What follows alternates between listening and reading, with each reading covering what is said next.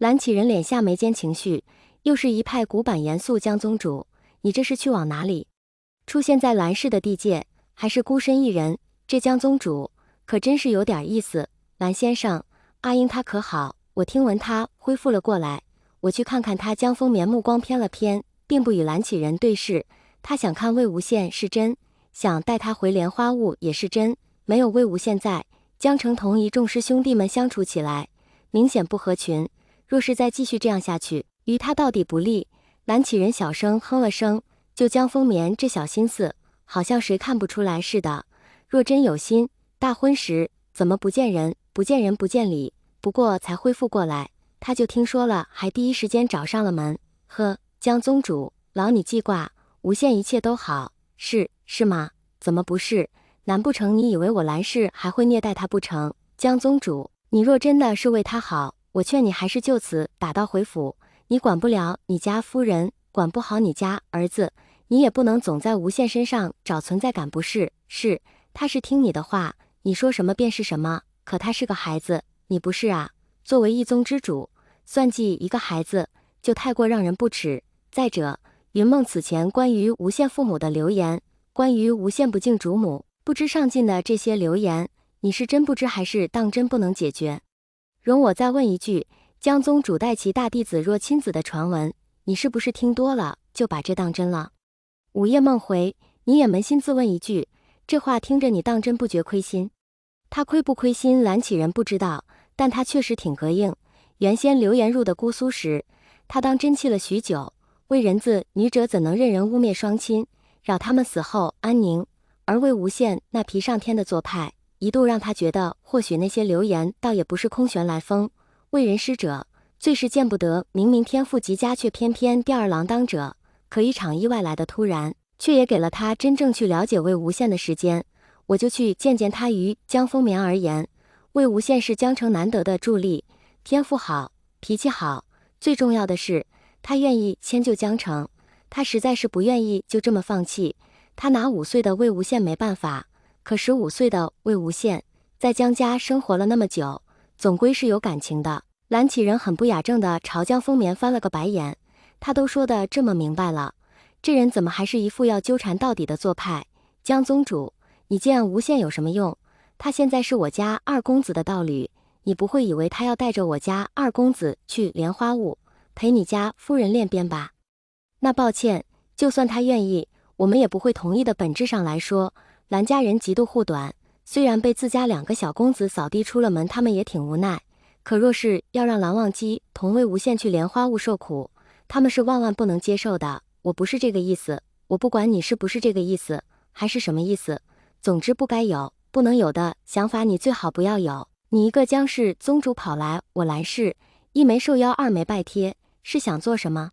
还有，明明无羡才刚刚恢复，你就知道了，你莫不是在我蓝氏安插了细作不成？江风眠下意识往后退了2步，见着脸色不太好看的蓝氏众人，眸中满满的都是不可置信。他从前也不是没接触过蓝氏之人，可也只是觉得古板严肃了些，如今这一个个的怎么都像是变了个人。蓝老先生，众长老吗？我确实没有这意思，他能管教得了魏无羡，蓝忘机他确实对他没任何想法。江宗主，这样吧，你孤身一人在外也不安全，我们反正要去夜猎，不如我们送你一程。不知哪位长老提了一嘴，瞬息便得了众人的附和。蓝启仁张了张嘴，有些不乐意，谁愿意送他？反正他是不愿意。可见着被拥簇着被迫回转的江风眠，他也只能无奈跟上。算了，反正是去找到，不是去夜猎，去哪不是猎？魏无羡瞪大了眼，转过身看着一旁沉默的蓝忘机，沉默了好久。蓝湛，原来叔父之前当真是爱我的，就这长篇大论还不带喘的架势，之前只是指着他喊了一声滚，当真是爱的深沉了。蓝忘机捏了捏手里收拾出来的，蓝启仁忘了拿的小包袱，无比艰难到魏婴，这里不是云深不知处，所以有些家规不必遵守，是这样吗？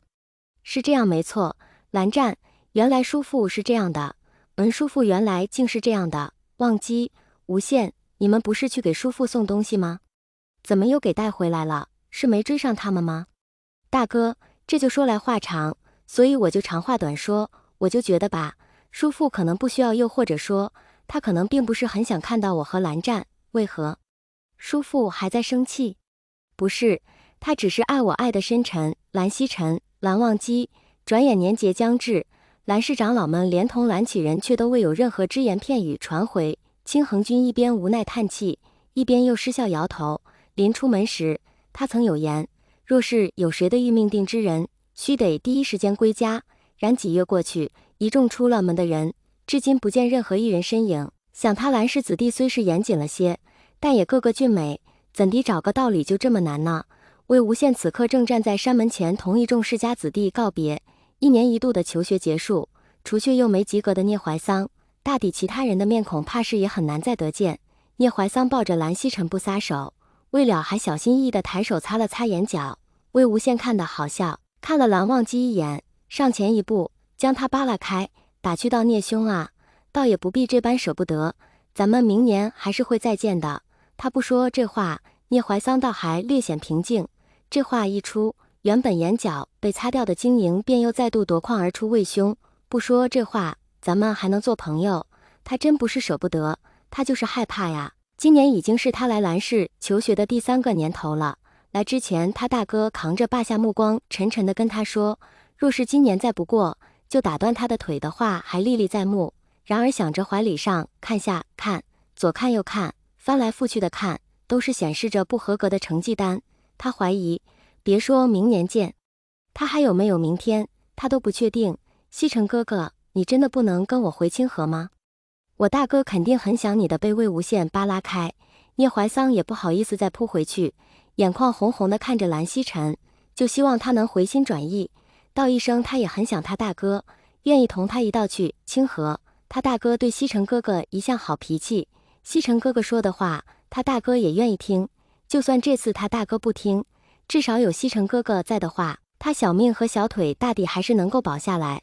蓝曦臣闻言笑了笑，从怀里掏出帕子递与聂怀桑，还顺手替他理了理微微皱褶的衣袖。怀桑，年底蓝氏事务繁忙，我实在抽不出空去清河，你替我向明觉兄问好，待的年后，我带忘机和无限去清河给你和明觉兄拜年，可好？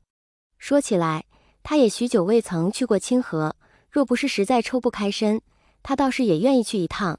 聂怀桑吸了吸鼻子，拿帕子压了压眼角，委屈巴巴道：“那曦臣哥哥，我能不能留在云深不知处过年啊？”虽然他大哥不至于真要了他的小命，可想想也知道日子不会有多好过。如今蓝启仁还未回云深不知处，他每天和着魏无羡一起做天做地，简直不要太快活。